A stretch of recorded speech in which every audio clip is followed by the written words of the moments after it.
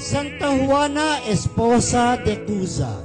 Si Santa Juana ay may bahay ni Cusa.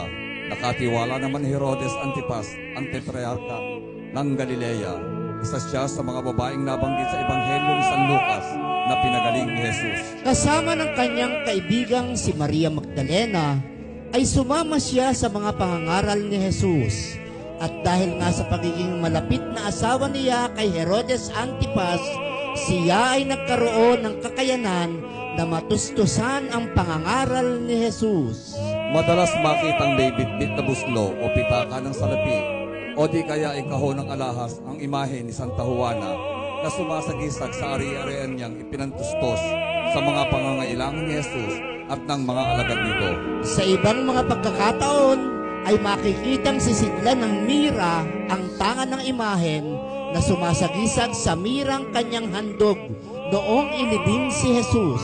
Siya ay ginugunita tuwing ika-24 ng Mayo.